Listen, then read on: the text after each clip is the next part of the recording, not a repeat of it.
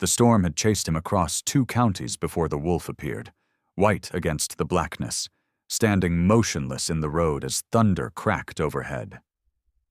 Jeremiah Holt, once the most feared bounty hunter south of the Dakota line, reined in his horse. The wolf didn't move.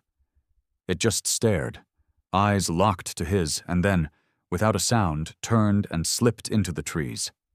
Something in Holt, something long buried, stirred. He followed. Wind screamed through the pines, lightning stitched the sky, and rain slapped against his oilskin coat. He didn't know why he followed, only that he couldn't not. The wolf wove through the trees like a ghost, pausing only to glance back before vanishing again into the undergrowth. Then, through the downpour, Holt saw it, a chapel, broken and leaning, its steeple half collapsed, windows shattered by wind and time. The wolf stopped at the door, then disappeared. Holt pushed it open. The stench hit him first. Damp wood, mildew, and something else. Rust. Blood. Then the sound. A soft, muffled sob echoing through the nave. He raised his lantern and stepped inside. There, chained to a pillar at the front of the sanctuary, was a girl, no older than 10. Barefoot, soaked, arms bound above her head, crying so quietly it felt like a prayer. Her hair stuck to her cheeks, and bruises darkened her skin. When her eyes met his, she flinched, like she expected pain. Holt knelt slowly. "Easy," he said, voice rough from disuse. "I'm not going to hurt you." She didn't speak, just stared at the wolf, now sitting beside the altar like a sentinel. Holt pulled a blade from his belt and began sawing at the cuffs. "Who did this?" he asked. She looked down. "My father," she whispered, but not how they said. Holt froze. That name, the man he'd been hired to find, Clayton Bell, wanted for murder, theft, and betrayal. The bounty had come in hot, double pay for bringing him back dead. This was his daughter. "Why here?" he asked. She didn't answer, just looked at the wolf, then at the broken stained glass above them. Holt cut the last chain and caught her as she fell forward. She weighed almost nothing. He wrapped her in his coat and carried her to the horse.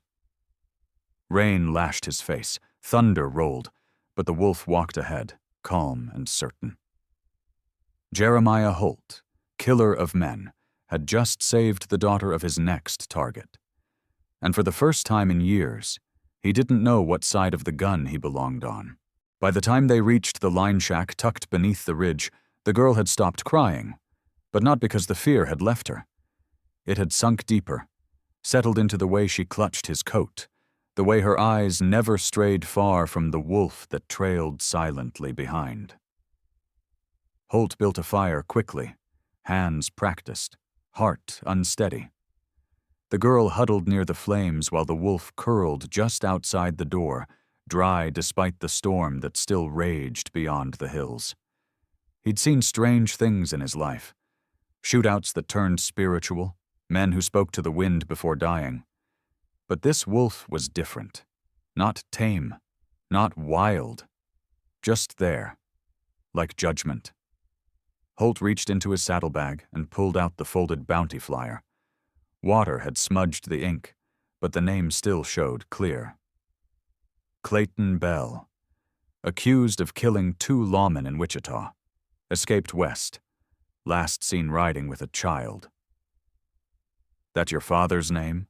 Holt asked quietly, holding the paper toward her. The girl didn't look up. "He didn't kill anyone," she said. "They came for us first." "Why?" he asked. "Because Mama was Lakota. They said she bewitched the town. When Papa tried to take her body to be buried right, they called him a murderer." Holt sat back on his heels. He'd heard stories like that. Too many, too close to truth. So he ran? "He protected me," she whispered, "until the preacher's sons caught us. They said I was cursed, said Papa had to come out if they hurt me." She lifted her arm. Purple bruises crawled up her wrist like vines. Holt's stomach twisted. "But he never came," she added, her voice cracking. "I think they lied. I think they already killed him." Holt didn't move. Couldn't. The fire cracked and spat sparks. Outside, the wolf lifted its head but didn't howl, just stared into the dark like it saw things Holt couldn't. He looked again at the flyer, then crumpled it in his fist. "What's your name?" he asked. "Maris," she said. "Mama said it means, of the sea." "A long way from the sea," Holt murmured. She nodded. "But wolves still walk here." She glanced toward the door. "He followed us since Mama died. He only shows up when I cry."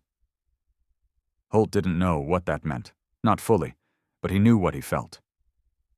The girl wasn't lying. And whatever this wolf was, it had chosen her. Now it was watching him. And the storm wasn't done.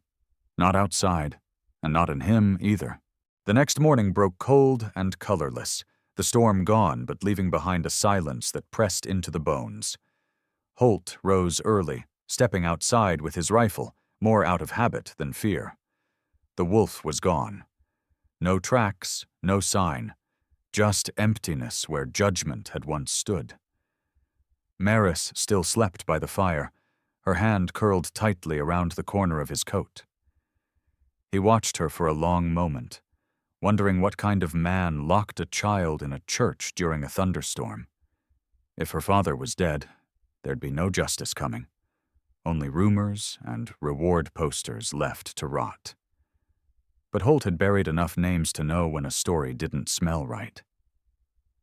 After she woke and ate a little bread, they rode into the valley toward the old church.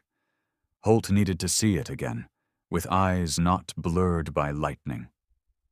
The place felt worse in daylight. Ashes from the altar fire had blown across the pews, and the broken glass seemed to glint sharper, crueler. He left Maris outside with the horse and stepped in alone. There, beneath a pile of splintered hymn books, he found it. The church's ledger. Its spine cracked when he opened it, and the last few pages were stained dark. Dried blood. But the names were still legible. His eyes scanned them. Baptisms, marriages, burials. All neat and proper until the final entry. Clayton Bell, witch mourner. Arrested under church law. Sentenced by divine ruling. No town judge. No date. Just judgment. Holt's jaw tensed. He flipped another page and found a sketch tucked inside. A woman with long braids holding a child. Beneath it, someone had written, "This one walks with wolves." The girl cries storms. Holt's stomach turned. These weren't lawmen. They were zealots. The kind who twisted fear into scripture. He stepped outside, and Maris looked up at him, eyes wary. "Was he there?" she asked. Holt shook his head. "Just cowards hiding behind God." She nodded like she already knew. "Then we keep riding," she said. "I want to find Mama's people." Holt frowned. "That where he was taking you?" "He promised her." She paused. "I still remember the way." Holt stared at her. Thin. Bruised. Grief-coiled. But alive. "It's not safe out there," he said. "Wasn't safe in there either," she replied. That shut him up. She turned toward the hills, and the wind picked up just enough to stir her hair. Then, from the tree line, the wolf reappeared. Watching. Waiting. Holt looked at it, then at her. "All right, Maris," he muttered. "Let's see where the wolf leads next." They rode for hours beneath a sky scrubbed clean by the storm, following no trail but the wolf's quiet steps. It never strayed too far ahead, pausing at every ridge as if to make sure they kept pace. Holt didn't question it anymore. Maris had been right. The wolf showed up when she cried, and now it led them like it remembered a promise long forgotten by men. By nightfall, they reached a hollow between two ridgelines, where an old mission bell hung from a crumbling stone arch. It swung gently in the breeze, though there was no rope left to pull it, and no church in sight. Maris pointed toward it. "He brought us here once. Said this is where Mama first found him." Holt dismounted, tying the reins loosely to a branch. "This used to be a mission?" She nodded. "Long before the White Road came, Mama said the priests fled, but the bell stayed. Said it was waiting for a new sound." Holt didn't know what to say to that. He only knew the place made his skin prickle, like memory was thicker here. They built a fire beneath the arch, the light catching against the moss and the old rusted bell. Maris sat with her knees pulled to her chest, silent. Holt stirred the flames, uneasy. "You still think your father's alive?" She nodded slowly. "I think the wolf wouldn't be leading us if he weren't." Holt stared into the fire. "Or maybe it's just trying to finish what your mama started." Maris didn't respond. Instead, she pulled something from her satchel, a leather pouch stitched with bone buttons. She made this for him, for when he came back from burying her. Holt took it gently. Inside were 3 small objects: a braid of her mother's hair, a stone carved with the sun symbol, and a folded piece of cloth stained with red clay. A medicine bundle. A promise wrapped in prayer. "He was supposed to take me to the Black Ridge. That's where her people wait." Holt closed the pouch and handed it back. "Then we go to the Black Ridge." He wasn't sure why the words came so easily. Maybe it was the way she sat like a fire had been lit under her grief. Maybe it was the way the wolf blinked at him from the shadows, as if testing him. Maybe it was because every trail he'd ever followed led to death, and this one somehow didn't. That night, the bell above them swayed once in the wind and let out a low, hollow chime. No one had touched it, but the sound lingered, like the past saying it wasn't finished yet. The trail turned rough by midday, cutting through land scarred by old fires. Charred stumps reached from the earth like broken hands, and the ground crunched beneath their horses' hooves with the brittle sound of memory. Maris leaned against Holt's back as they rode, her body light, but the weight of her silence heavier with each mile. The wolf stayed just ahead, never straying, always pausing to glance back, as if aware of how far they still had to go. They stopped near a dry creek bed lined with blackened stone. Holt crouched beside a shallow depression in the dirt. Hoofprints, 2 sets, fresh. One horse had been heavy, the other smaller. He looked at Maris. "How long since you saw him?" She shrugged. "I don't know anymore. Before the preacher's men came." Holt ran his hand over the print. "This might be him, or someone hunting him." "Would they hurt him?" she asked.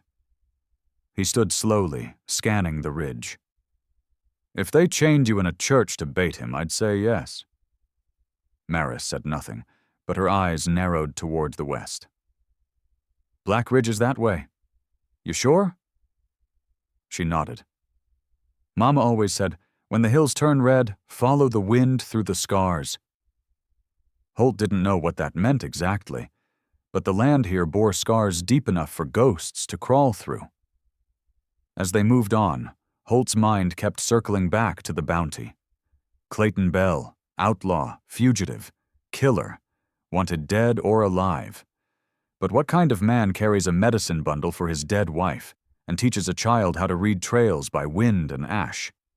As they crested the next hill, Holt pulled his rifle free. Below them, half hidden beneath a slant of burnt timber, was a figure. Slumped. Still.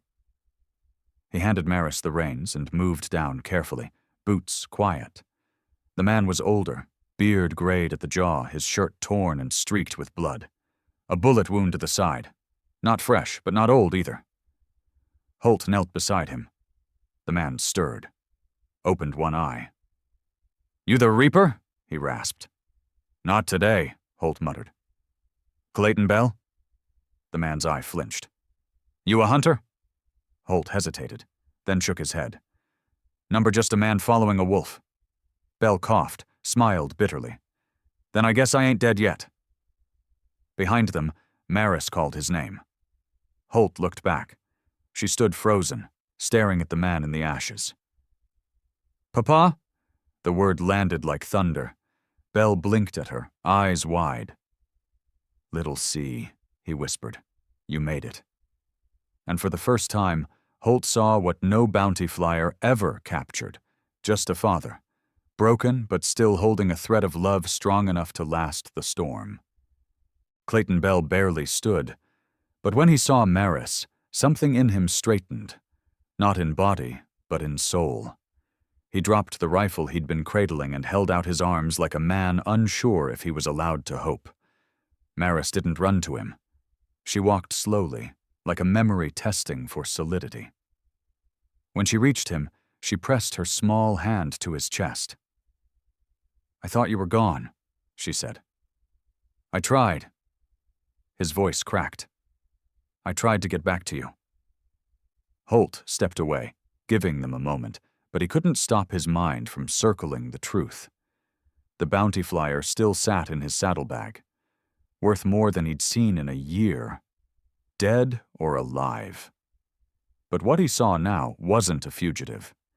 It was a man who'd broken the law to bury his wife properly, a man who'd left his daughter in hiding, only to have monsters use her as bait, and a man who, even wounded, had stayed close to the path.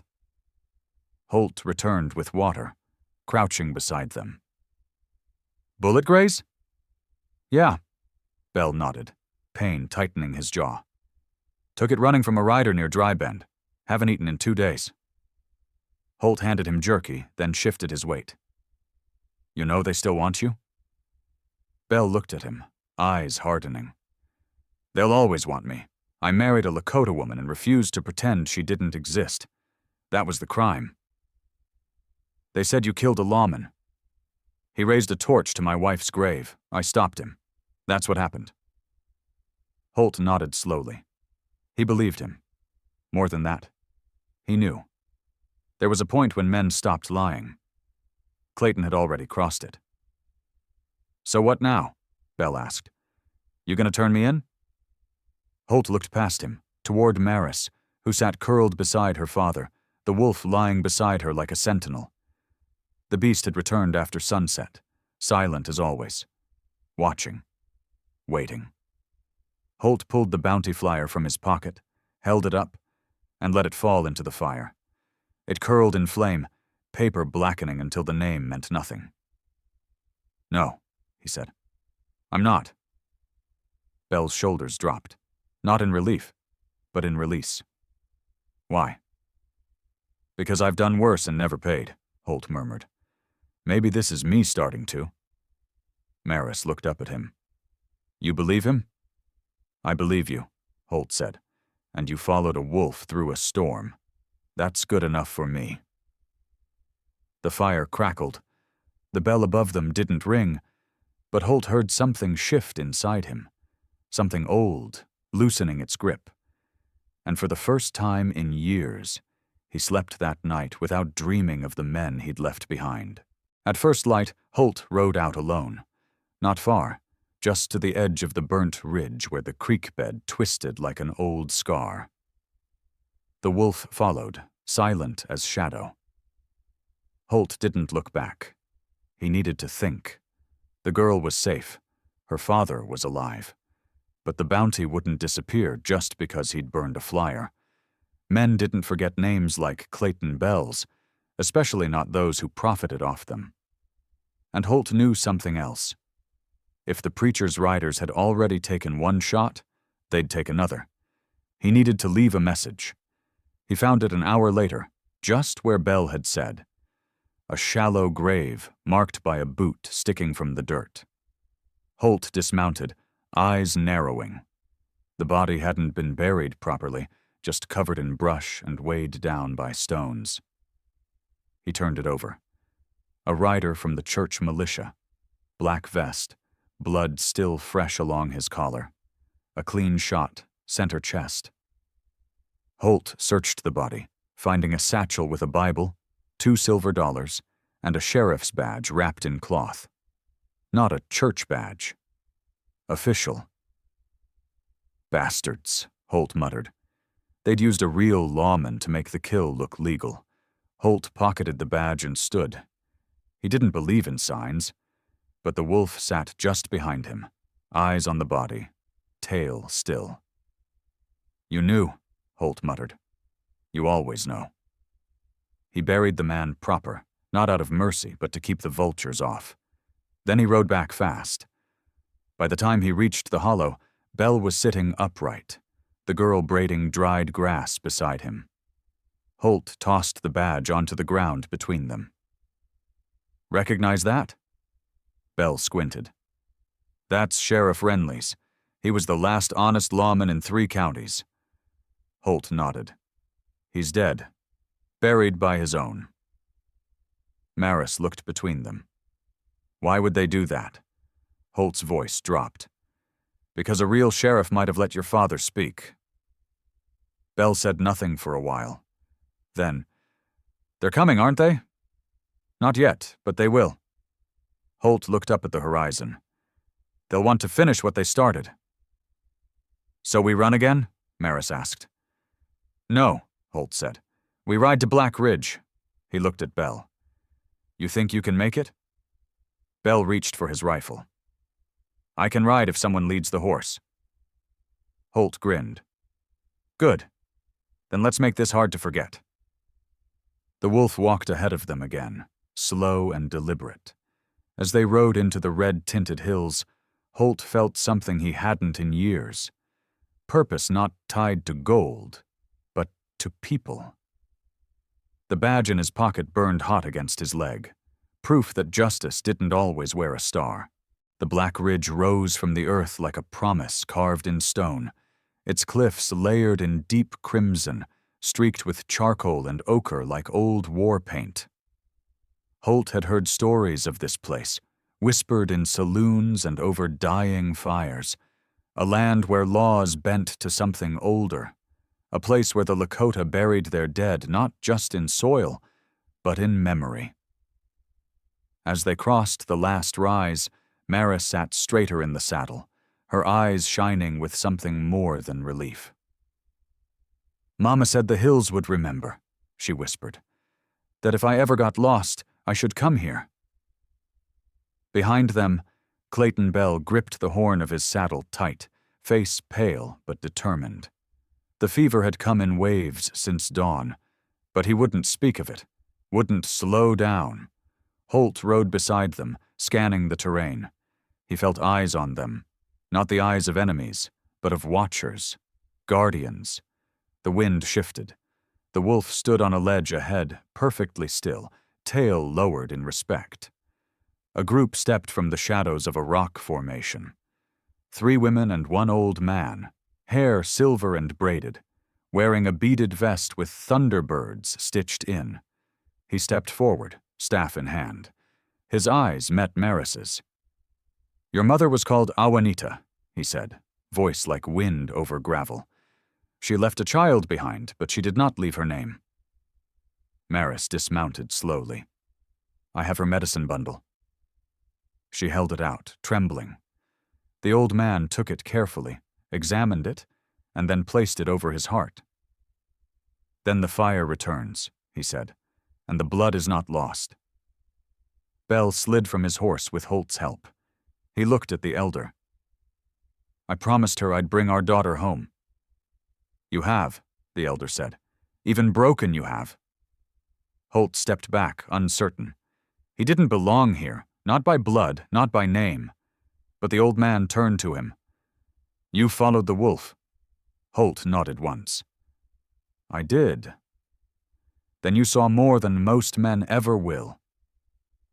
He reached into a pouch and placed something in Holt's hand. A carved disc, bone white, etched with the image of a wolf curled around a fire. This marks a man who stood between death and a child. Holt stared at it, unsure what to say. He slipped it into his coat without a word. That night, the people of Black Ridge built a fire on the plateau. They fed Bell broth, wrapped Maris in furs, and spoke the names of those they had lost. Holt sat at the edge, hat low, the wolf beside him. For once, he didn't plan the road ahead. For once, he felt like he'd arrived.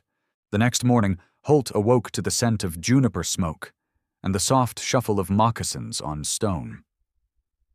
Black Ridge moved with rhythm, slow, deliberate, and unafraid. Maris sat with one of the elder women, weaving dry reeds into a basket, her face softer than he'd ever seen it. Clayton Bell still lay beneath the shade structure, pale but breathing easier. They were healing. But Holt knew peace rarely lasted. That's why he noticed the rider. A single figure on the eastern trail, dust rising behind him, horse running too clean for it to be a supply trip. Holt moved fast. He grabbed his rifle and met the rider halfway down the ridge. The man pulled up sharply, eyes wide when he saw who blocked the path. "Holt," the man said. "That you?" "Depends who's asking." "I'm Marshal Evers, out of Yuma." He pulled out a rolled paper. "I came for Clayton Bell. Heard a rider from Dry Bend saw you take him up into these hills." Holt stayed quiet. "Wanted. Double bounty.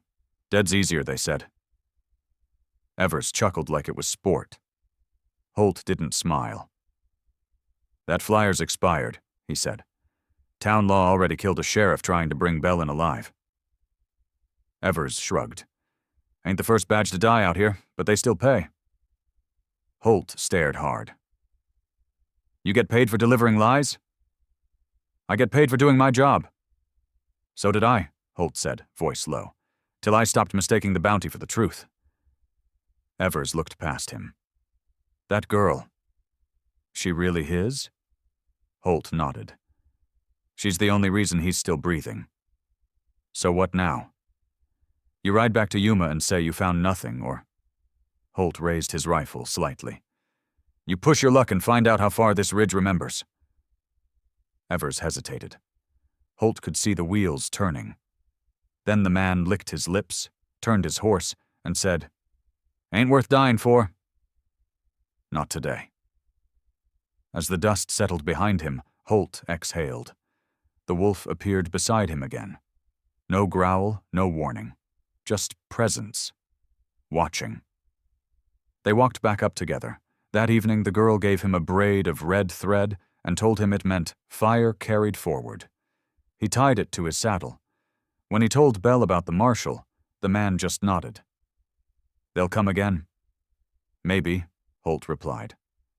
"But next time, she won't need me."